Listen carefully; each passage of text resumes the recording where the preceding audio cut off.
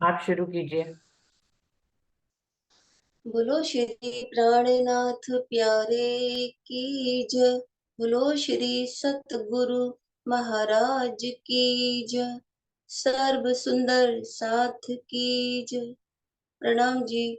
सभी सुंदर साधिक चरण प्रणाम जी।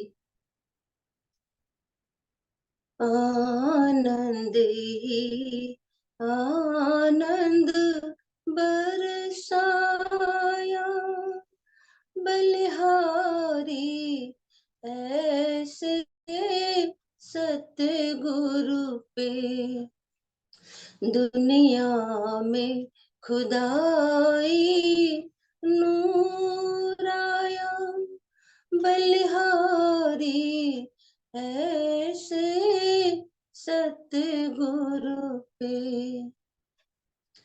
गुरु कंचन गुरु चंदन पारस गुरु कंचन गुरु चंदन पारस जग में तो देखे बहु तेरे पर तुम सतगुरु दीपक भये पर तुम सतगुरु दीपक भये बलिहारी ऐसे सतगुरु पे आनंद ही आनंद बरसाया बलिहारी ऐसे सतगुरु पे। सब कर्म धर्म के बंध टूटे सब कर्म धर्म के बंध टूटे ऐसा तुमने निज नाम दिया ऐसा तुमने निज नाम दिया दिल दर्पण में हक दिखलाया दिल दर्पण में हक दिखलाया बलिहारी ऐसे सतगुरु पे आनंद ही आनंद बरसाया बलिहारी ऐसे सतगुरु पे।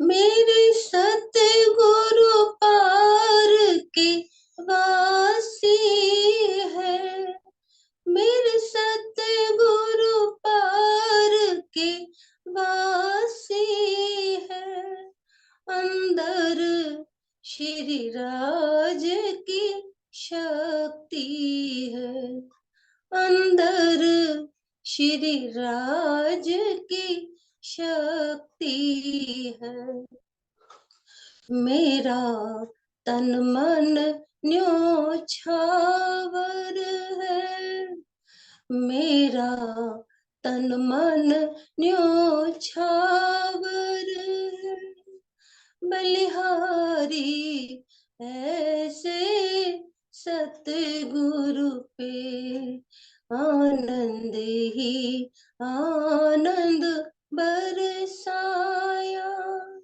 बलिहारी ऐसे सतगुरु पे दुनिया में खुदाई नूर आया दुनिया में खुदाई नूर आया बलिहारी ऐसे सतगुरु पे बलिहारी ऐसे सतगुरु पे बलिहारी ऐसे सतगुरु पे मेवारी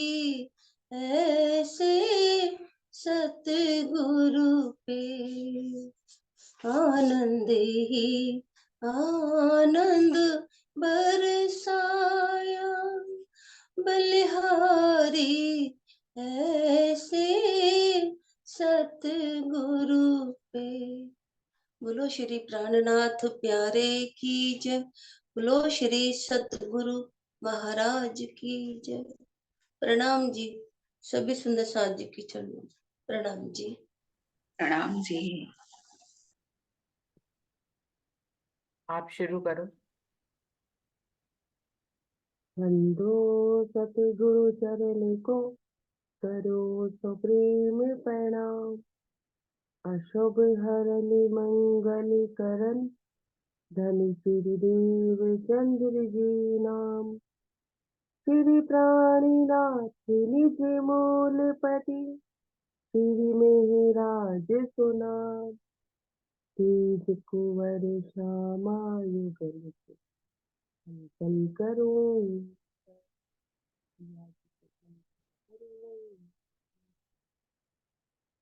प्राणनाथ प्यारे की जय। श्री सतगुरु महाराज जी की जय। श्री राम रतन महाराज जी की जय। प्रणाम सुंदर साहब जी, आप सबके श्री चरणों में मेरा कोटि कोटि प्रेम प्रणाम। सुंदर साहब जी, प्रसंग चल रहा था कि महाराज जी हरिद्वार से होके अपने भाई से मिलते हुए शेरपुर आश्रम, शेरपुर गांव के बाहर, शेरपुर के बाहर, गांव से बाहर थोड़ा सा साइड में जाके एक पेड़ के नीचे, यहाँ पे शिव पिंडी थी, वहां पे उन्होंने अपना आसन लगाया था। और वहां पे भी शिव पिंडी के आसपास भी ऐसा था कि कभी किसी ने वहां पे कोई कभी सफाई नहीं, मतलब कभी बरसों से कोई गया ही नहीं हुआ था। शिव पिंडी भले ही थी लेकिन वहां पे कोई पूजा वगैरह कभी बरसों से हुई ही नहीं। महाराज जी ने जाके अपना आसन लगाया तो गांव के दो लोगों ने, कुछ लोगों ने उनको जाते हुए भी देखा। उनमें से दो लोग, दो सुंदर साथ वहां उनके साथ पीछे पीछे हो लिए।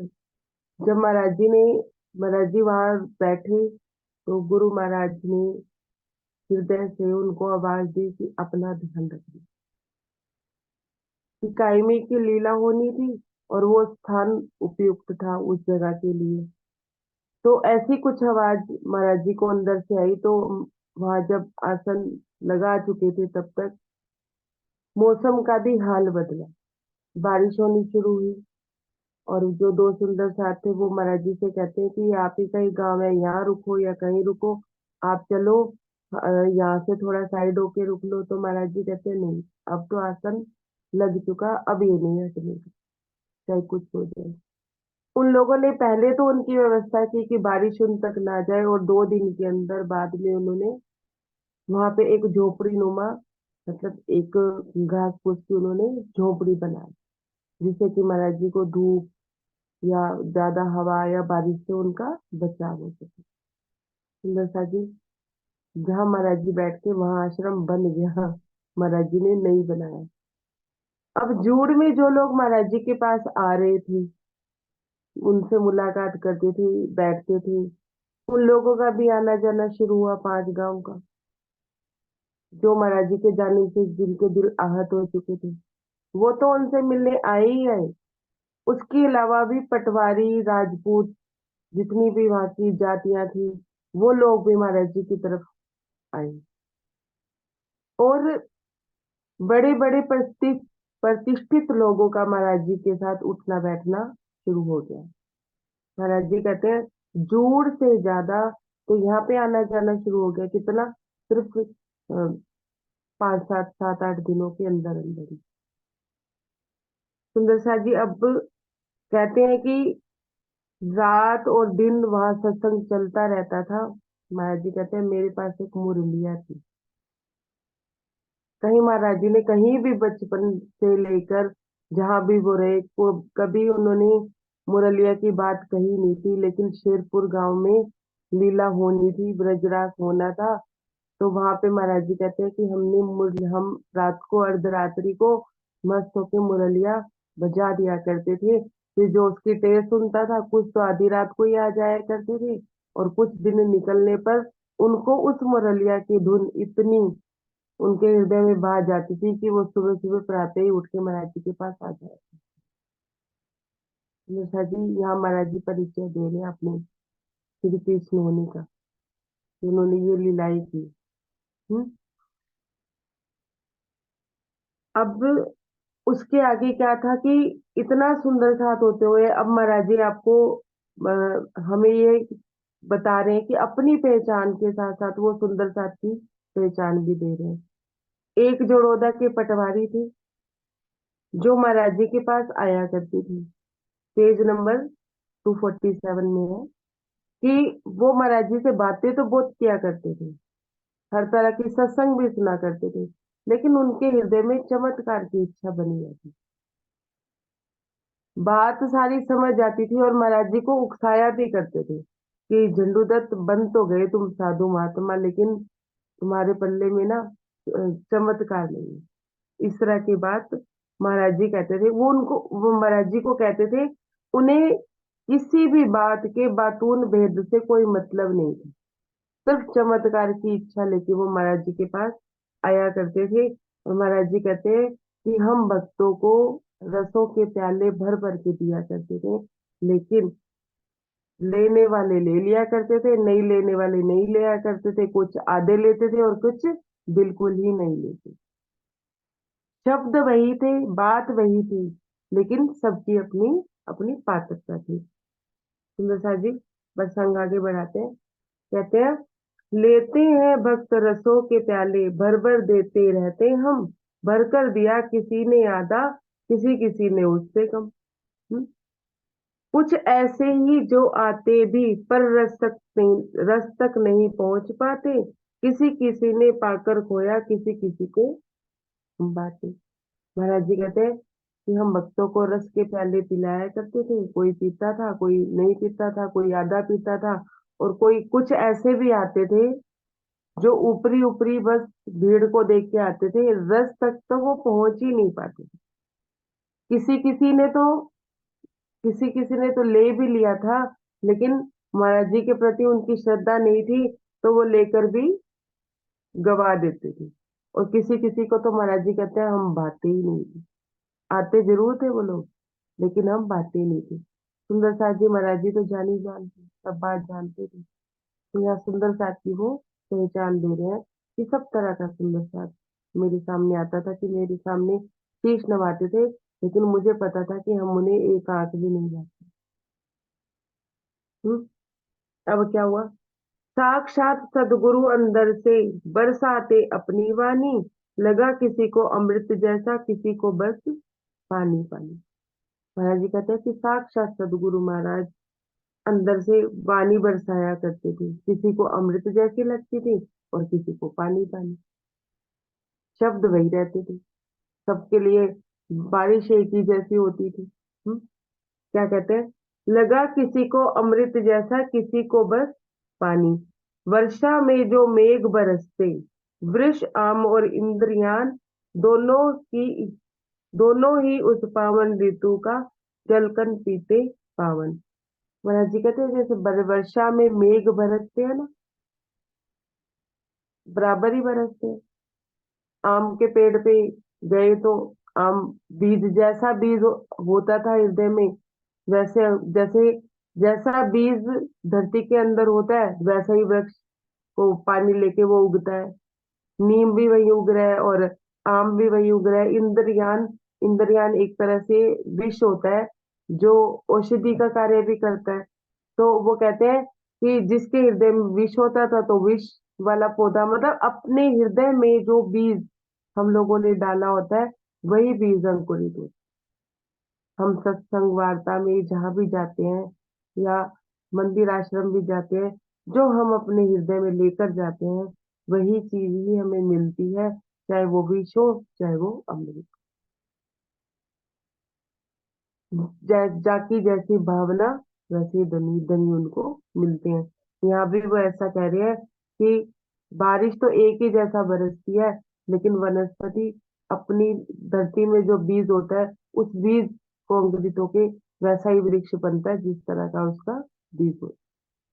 और अगर बीज ना ही हो तो वह क्या होगा? बेकार ही तो होगा ना, घास फूस ही उगेगी। तो महाराज जी इस तरह की बात यहाँ पे कहते हैं। दोनों ही उस पावन ऋतु का जलकन पीते पावन। कहते हैं कि दोनों ही, जब ये ऋतु आती है वर्षा ऋतु, दोनों ही उसका पावन जल पीते हैं, चाहे वो आम का अमृत का पेड़ हो, चाहे वो इंद्रयान हो, चाहे वो विष का पेड़ हो। दोनों ही ऋतुओं का मजा लेते हैं, लेकिन दोनों के ही बीज के मुताबिक उनको अपना अ, जो पेड़ है या जो फल है वो मिलता है। अब क्या कह रहे हैं? किंतु एक में मीठापन बढ़ता है, एक में कड़वाहट, जिसमें जैसा अंकुर वैसी वैसी चार। कहते हैं कि एक आम का पेड़ जो अंकुरित होता है तो उसमें मीठापन आता है, आम में मीठापन आता है, एक में कड़वाहट बढ़ती है। जिसका जैसा अंकुर, उसको वैसी जैसी उसकी चाहत होती है, जैसा उसका अंकुर होता है वैसा ही उसको फल मिलता है। जैसी माला वैसे दानी, जैसा अंकुर वैसा पौधा, इष्ट मिला करता वैसी ही होती है बुद्धि। कहते हैं जैसी माला वैसा मोती, दाने वैसे ही होंगे, जैसी माला होगी, जैसा अंकुर होगा वैसा पेड़ होगा। इष्ट मिला करता वैसे ही जैसे होती है बुद्धि। महाराज जी कहते हैं परमात्मा भी उनको वैसे ही मिला करता है जैसे उसकी बुद्धि होती है। चश्मों से देखा जाता है जो प्राणी जैसे पाते, कामनाएं अंकुर से चलती, वही रूप आगे आते। चश्मों से, कौन से चश्मों से? ये चाम दृष्टि से नहीं देखा जाता, अंदर के अंदर के चश्मों से, मतलब अंदर की दृष्टि से ही देखा जाता है कि जो प्राणी जैसे पाते, कि प्राणी कैसे हैं, उनकी कामनाएं किस तरह की है। जो कामनाएं होंगी वही अंकुरित होंगी और वही रूप वो आगे जाके लेके चलती हैं। अब कोई बुरा करने की कामना रख रहा है तो उसको वैसा ही फल मिलता है, कोई अच्छे अच्छे की कामना रखता है तो उसको फल वैसा ही मिलता है। बहुत चमत्कार से झुकते, बहुत प्रभा देख झुकते। महाराज जी कहते हैं कोई तो चमत्कार देख के झुकते थे कि हाँ महाराज जी चमत्कार दिखाएंगे, कोई उनके चेहरे की प्रभा को देख के, मतलब चेहरे के तेज को देख के झुकते थे। बहुत नम जाते बोलों से जब उनके उर में चुभते। और कुछ लोग तो नम जाते थे बोलों से, किससे? जो उनकी वाणी थी, जो उनके विचार थे, उन पे नम जाते थे, मतलब बारी बारी जाते थे कि उनके जो शब्द उन्हें मिल रहे थे और उनके उर में चुभते, उनके हृदय में चुभते थे वो बाण की तरह। शब्द वही थे, सब कुछ वही था, लेकिन हर सुंदर साथ की परिस्थिति अपनी अपनी थी। यहाँ सुंदर साथ का परिचय दे रहे हैं हमें महाराज जी। अपना तो दे ही रहे हैं हर जगह पे, और यहाँ पे वो सुंदर साथ का बता रहे हैं कि सुंदर साथ भी इस तरह से हमारे पास आते हैं। सब हमारे अपने नहीं थे, सब अपने हृदय में कामनाएं लेके आते थे, और कामनाओं के पूरा होने पे वो चमत्कार समझते थे, कामनाओं पे के पूरा ना होने पे हम उन्हें भाते ही नहीं थे। कोई अपनी कामनाएं माया की लेके आता था, और जो अपनी कामनाएं परमात्मा की लेके आता था तो उनके हृदय में हमारे शब्द चुभते थे, तो वो नम हुए रहते थे महाराज जी के आगे। क्यों? क्योंकि उन्हें रास्ता मिलता था महाराज जी के शब्द से। अपने साथ हुआ जो कुछ व्यवहार जोड़ोदा वालों से, हमने बुरा न चाहा आपका अपने कभी ख्यालों में। महाराज जी कहते हैं जूड़ में जो जोड़ोदा पांडा वालों ने महाराज जी के साथ व्यवहार किया, या बचपन से ही जो जोड़ोदा वालों ने महाराज जी के साथ व्यवहार किया, महाराज जी कहते हैं हमने कभी उस बात को अपने हृदय में लिया ही नहीं। नहीं तो महाराज जी समझ जाते ना कि जूड़ में भी तो इन्होंने हमारे साथ क्या किया था। हमारे लिए 5 पंचायत बुला रखी थी 5 गांवों की, और हम पे लाछन लगा रहे थे। महाराज जी कहते हैं ये कभी मैंने अपने हृदय में लिया ही नहीं, कहीं कभी भी ख्यालों में भी नहीं लिया, और मैंने कभी इनका बुरा चाहा ही नहीं। हमने बुरा न चाहा आपका कभी अपने ख्यालों में। महाराज जी कहते हैं कभी भी मैंने आपकी इन बातों को हृदय में लिया नहीं, और कभी उनको उनका बुरा मनाया नहीं। जो भी महाराज जी बताते रहे उनको उनके परमात्मा से मिलने के रास्ते को ही बताते रहे, लेकिन सुंदर साथ जी हर कोई तो परमात्मा से मिलना भी नहीं चाहता। हर किसी की तो चाहना ही नहीं होती ना। कामनाएं तो अंदर माया की भी चलती हैं, कुछ और भी चलती हैं, कुछ और भी चलती हैं। तो महाराज जी कहते हैं कि इस तरह का वहां पे सुंदर साथ था। Page number 248। अब सुंदर साथ जी बात सुनिए, महाराज जी क्या कह रहे हैं कि हम कहाँ पिसते हैं और कहाँ हम अपना रास्ता भी छोड़ देते हैं और कहाँ हम भटक भी जाते हैं। लेकिन किए भुगतने पड़ते, किया आज का पाओ कल, कर्म अकर्म के पाटों में दुनिया जाती दली सकल। महाराज जी कहते हैं लेकिन जो जैसा करता है उसको वैसा ही फल मिलता है। जाकी जैसी भावना वैसा ही उसका फल। अब महाराज जी कहते हैं कि कर्म और अकर्म, तुमने अच्छा कर्म किया या बुरा कर्म किया या तुमने कुछ नहीं किया, इसी चक्कर में ही दुनिया दली जाती है। कर्म कर्म के पाठ में ही दुनिया दली जाती है। दली जाती है सुंदर साथ जी, कैसे दली जाती है कि कर्म फल को भोगने भागने में और उन्हीं कर्मों को सोचने में, उन्हीं कर्मों को सुधारने में या उसी गलत कर्मों को करने में अपने समय की व्यर्थता वो गवाए, अपने समय को गवा देती है और पूरा समय अपना व्यर्थ कर देती है और जीवन काल की चक्की फिर से समाप्त हो जाए। पर परमात्मा की प्राप्ति नहीं हो पाती है क्योंकि वो कर्म कर्म में ही फंस जाती है कि ये कर्म करना है, ये कर्म नहीं करना है, ऐसा करने से ये होगा, ऐसा करने से वो होगा। कुछ लोग विवेक से चलते हैं और कुछ लोग सिर्फ अपने मन से चलते हैं। मन में जो आ गया वो कर दिया। और कुछ हुक्म के ताबेदार होते हैं। और जो सुंदर साथ जी जो हुक्म का ताबेदार होगा वो किसी का गलत तो करेगा ही नहीं, क्योंकि धनी तो कभी किसी का गलत करते ही नहीं। मन चाही वाहिदत में ही किसी के साथ अगर कुछ गलत होता है, मन के बहकावे में आके ही बहक जाता है। कभी कभी यह कह भी देता, भले भले बने, सॉरी, हमें छेड़ता ही रहता वह व्यक्ति जड़ोदे का अक्सर, चमत्कार दिखा दिखला दो कोई, कहता रहता उकसा कर। वो जो पटवारी था वो महाराज जी को छेड़ता ही रहता, जड़ोदा का था वो। और महाराज जी से क्या कहता कि चमत्कार ही दिखला दो, और महाराज जी को उकसाने की भी कोशिश करता, भाई झंडूदत्त बाबा बाबा बन गए हो, अब जरा चमत्कार भी दिखला दो। कभी कभी यह भी कह देता, भले बने तुम बाबा जी, केवल बातें ही बातें हैं, चमत्कार एक पास नहीं। कभी कभी महाराज जी को ये भी कह देता, भाई भले बन गए तुम तो बाबा जी बन गए, लेकिन तुम्हारे पास तो सिर्फ सिर्फ बातें ही बातें हैं, चमत्कार की तो तुम्हारे पास बात ही नहीं। मतलब चाम दृष्टि से तो उन्हें अभी भी झंडू रत्ती दिख रहे थे। उन्हें महाराज जी कहाँ दिखाई दे रहे थे? महाराज जी के हृदय में बैठे राज जी कहाँ दिखाई दे रहे थे? हर किसी के लिए तो महाराज जी राजी नहीं थे ना। तो वो इस तरह की बात महाराज जी को कह के उकसा देता था। वैसे पढ़ा लिखा भी था, कहने को था पटवारी, लेकिन क्या करता बेचारा, चमत्कार ने मती मारी। महाराज जी कहते हैं वैसे तो वो पढ़ा लिखा भी था, विवेक बुद्धि वाली, थोड़ी सा विवेक बुद्धि वाला भी था, लेकिन कहने को भी पटवारी था, लेकिन क्या करे बेचारे, कितना चमत्कार पे ना मन अटका हुआ था, हृदय अटक गया था और उसी ने उसकी मति भी मार दी थी।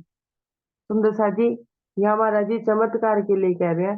अब हम अपने में भी देखें कि हम भी जब हमारा मन किसी चीज में अटक अटक जाता है तो हमें राज्य की बात समझ ही नहीं आती, हृदय में जाती नहीं।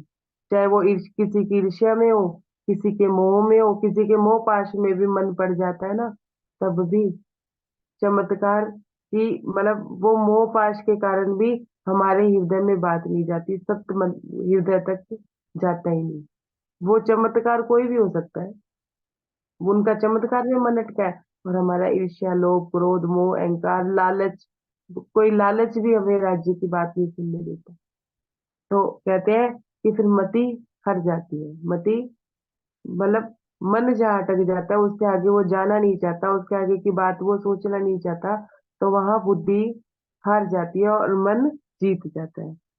पांडा झील निकट है अपने, जल पक्षी रहते बेअंत, सोचा करते देख शिकारी, है शिकारी इससे तंग।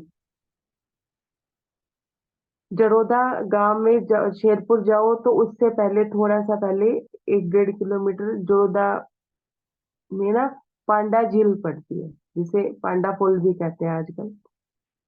उस समय में वहां पे बहुत सारे पक्षी रहा करते थे।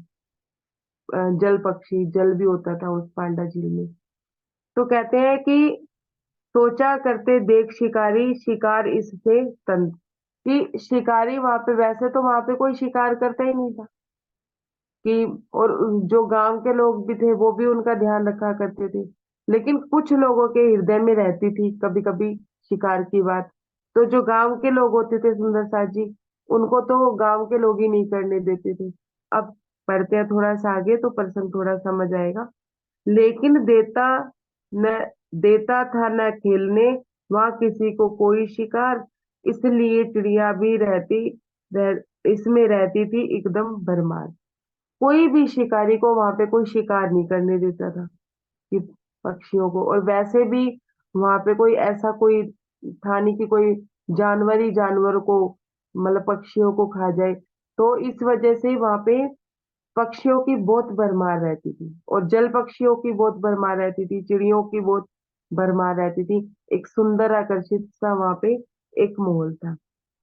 एक रोज कुछ फौजी अफसर आज शिकार खेले, उसमें लोगों ने आवाज सुनी, बंदूक लगी जिससे दम छूटने।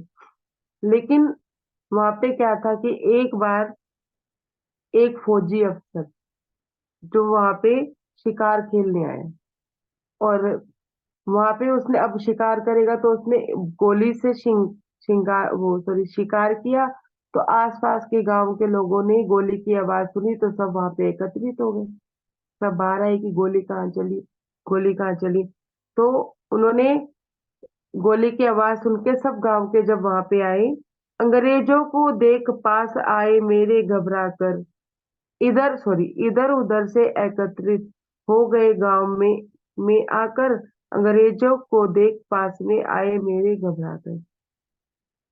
महाराज जी कहते हैं जब उन्होंने देखा कि वो अंग्रेजी अफसर है और वो क्या कहते हैं शिकार करने के लिए आया है, तो जब उन्होंने देखा तो सारे इकट्ठे तो हो ही चुके थे, और अंग्रेज को तो कुछ कह नहीं सकते थे। तो महाराज जी कहते हैं वो घबरा कर किसके पास आए, मेरे पास आए।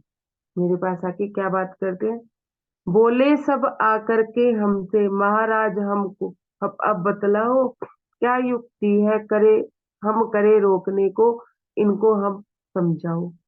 महाराज जी से पूछते हैं कि अब महाराज जी आप बताओ कि ये अंग्रेज लोग हैं, आज तो एक अफसर ने शिकार किया है, कल तो ढेरों अफसर आके शिकार करने लगेंगे, तो ये पक्षी तो फिर अपनी प्रजाति भी खो देंगे।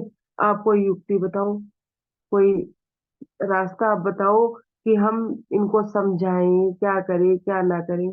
नहीं पूछने वाला कोई, भले एक सांचे में, कि हमें तो ये पूछने वाले भी नहीं है, क्योंकि अंग्रेजों की सत्ता थी सुंदरता जी। उस समय अंग्रेजी राज्यों का पूरा अपना वर्चस्व फैला हुआ था। हम गुलामी में थे, 1947 से पहले की बात है ये।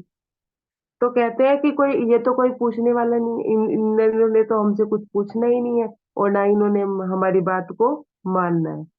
भार सभी के सर पर है, भले राज सुरक्षा इनकी, वे तो है अंग्रेज, मार डालेंगे पक्षी अनगिनती। महाराज जी कहते हैं ये इन पक्षियों को संभालने का भार भी हमारे सर पर है, कि जैसे हमारे घर परिवार के लोग हैं, ऐसे ही हम पक्षी हमारे लिए एक तरह से परिवार की तरह ही। तो ये अंग्रेज तो सारे अगर आ जाएंगे तो रोज शिकार कर करके अनगिनत पक्षियों को मार देंगे। फौरन कोई युक्ति बताओ, काम जरूरी है करना, मर भी गए अगर तो क्या, दो दो बार नहीं मरना। महाराज जी को कहते हैं कि कोई युक्ति बताइए इनके बचाव की, इनका बचाव वो करना बहुत जरूरी है, मरना तो हम लोगों ने एक दिन वैसे भी है, कि इन जीवों को बचा के मर जाए, इनके लिए कुछ रक्षा करके मर जाए। जितने आए पास हमारे, हमने भी सबसे सब ही से बात, बोर्ड लगा दो एक मनाकर, लिख दो जोहर एक साथ। महाराज जी कहते हैं कि जितने हमारे पास आए हमने सबको एक बात समझाई। क्या समझाई? कि बोर्ड लगा दो कि यहाँ शिकार करना मना है, और जोहर सब एक साथ। महाराज जी कहते हैं ऐसा नहीं कि अकेले की, सारे मिल के फैसला करके एक तख्ती लगा दो, एक बोर्ड लगा दो। Page number 249। इसके बाद रोक दो जाकर, पर साहस से लेना काम, साथ आपके डरना मत, हर समय रहेंगे 5 ग्राम। महाराज जी कहते हैं कि एक तख्ती लगा दो, और उसके बाद जब वो शिकार करने आए, साहस के साथ उनको रोकना, और कोई चिंता ना करना, डरना मत, क्योंकि 5 गांवों की रजामंदी से ये काम होगा, तो 5 गांव आपके साथ खड़े रहेंगे। क्योंकि सुंदर साहब जी, अगर वो शिकार खेलने के लिए आते, जो अंग्रेज लोग हैं, तो वहां पे सारे 5 गांव इकट्ठे तो होते नहीं, लेकिन जो आसपास के लोग हैं वही तो जाके रोकते। हम्म। इस तरह की बात महाराज जी ने उनको समझाई कि आप डरना मत, 5 गांव मिल के कार्य करना, जो रोकने जाएगा उसको भी पूरे साहस की जरूरत होगी। एक काठ की तख्ती लेकर सभी बांस पर जड़ डाली, और इबारत उन्हें रोकने की मन चाही लिख डाली।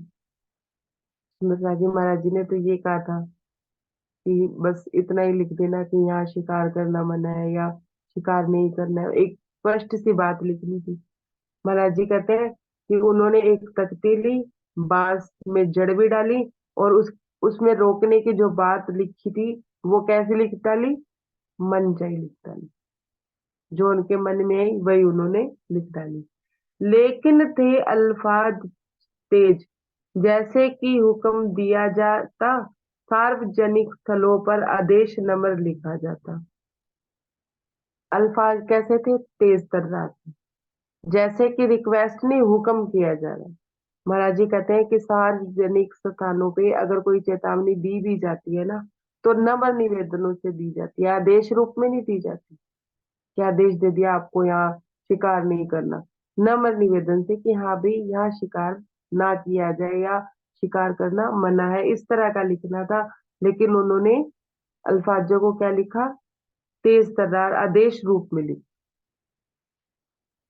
गाड़ यदि गाड़ दिया इस एक जगह हुक्म में, और उन्हें जाकर रोका, जनता भी बेढंग निरीक्षण, जो मुंह में आया भूखा।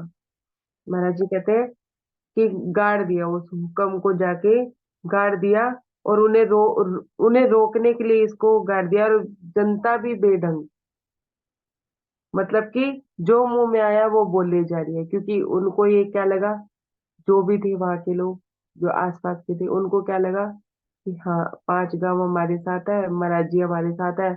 उत्साह आ गया उनके, जोश आ गया उनके कि मरना ही तो है, तो जीवों के लिए मरेंगे। ऐसे इस तरह का उत्साह उनके हृदय में आना शुरू हो गया।